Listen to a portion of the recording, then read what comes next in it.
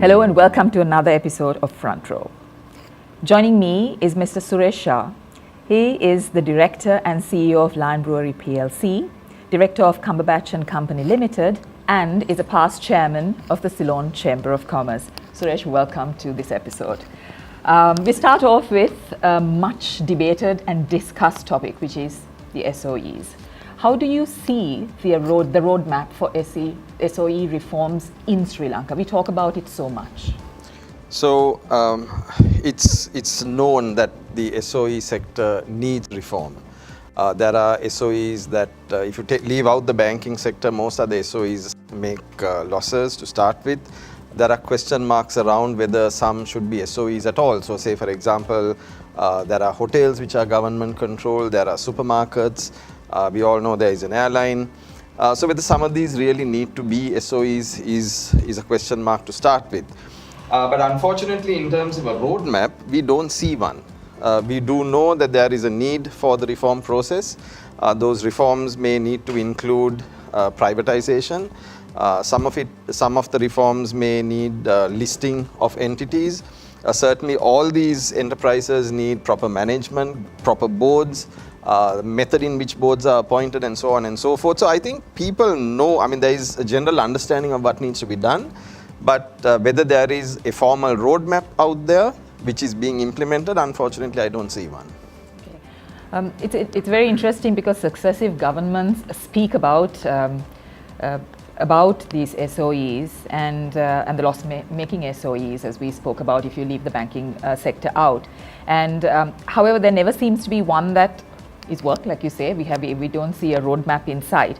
But how can the private sector collectively, like possibly through the Ceylon Chamber of Commerce, which is a collection of all these organizations, play a role? Is there a role we can play, and how can we do that? Yeah, of course, and I think the chamber even right now is playing the role. There is a document that has been just released. It's a kind of a 2025 vision which the chamber has put out, and very, very clearly identified actions that can be done in terms of the SOE reform, in terms of SOE reforms. So yes, we can play that role, and I believe it's being done. Of course, like somebody said, you need two hands to clap. So the other side needs to take those recommendations on board and then get these things done. Well, let's hope for the best on that one. I'm going to just move you towards another area, and especially I would like you to comment this as a past chairman of the Ceylon Chamber and heading a private company at the same time. What is your expectation, and what are the key things that needs to be done to get economic growth back on track, which is really important at this point? So, economic growth is all about economic activity, right? And economic activity is at the end of the day about making a return, about making a profit, for which you need markets. And if you know, Sri Lanka is a small market, whether it's in terms of population or whether it's in terms of the value of the market. So fundamentally, Sri Lanka needs to develop export markets beyond our shores. If we are to get growth back, sustainable growth. Otherwise what happens is you will get growth in 1 year and then low growth in another year, and we've seen these cycles happening all the time. So Sri Lanka needs to be an export-centric economy, and unless we become an export-centric economy, we will always have these cycles where there are some years in which there is growth and some years in which there isn't growth, and other years where the growth is very little. So fundamentally, if we had to just focus on one single thing, I would say drive exports for us as a nation. Number of things we need to do for that, and one of those things is to get trade agreements with other countries.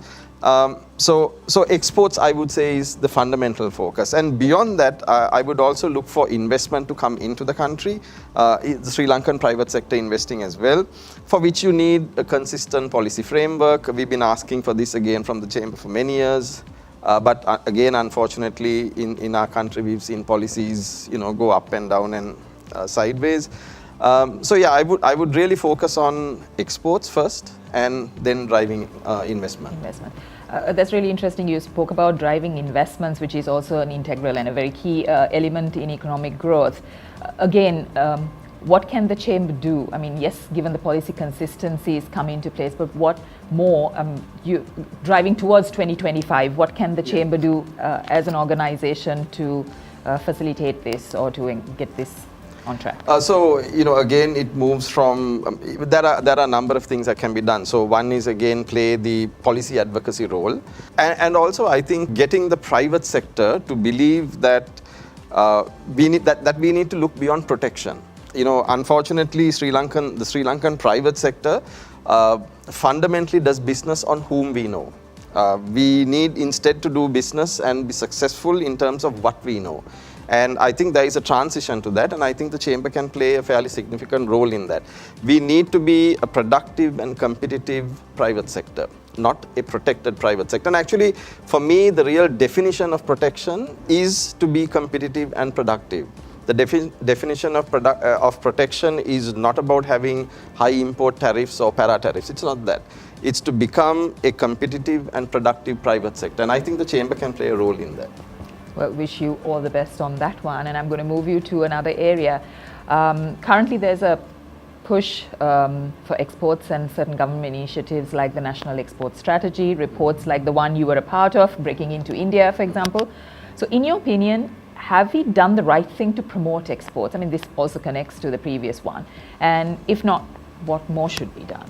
Okay, so again, you can do many things, and like you said, the National Export Strategy is one of those things. You may have different opinions on these things, but it doesn't matter as long as we get the message out there that exports is a crucial thing. The one thing that we need to do as a country is, when we speak of export markets, you generally think that it is organizations that compete with other organizations in markets outside Sri Lanka, right? But we also need to understand that when Sri Lankan businesses need to compete in overseas markets, the underlying economies also compete. So for example, if Sri Lankan businesses have to pay 12% interest rates, whereas your competing companies have to pay, say, 5% interest rates, that puts the Sri Lankan businesses at a disadvantage.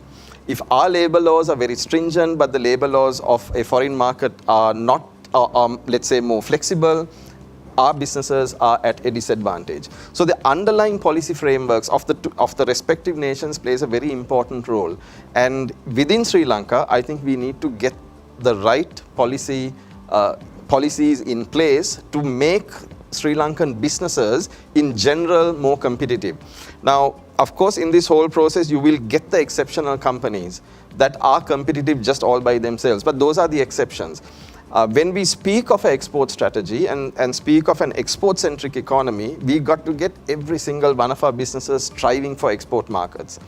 And to do that and to be successful in that, it's essential that that underlying economic policy framework within the country is also extremely competitive vis-a-vis our competitor countries. So you've got to think of this in terms of competition. It's like playing a cricket match. If we want to beat them, we better be better than them, not just in one area, but in every area. Yeah. Well, that was really useful, and thank you for sharing your insights with us, especially on the export strategy. Thank you, Suresh, for joining us on Front Row.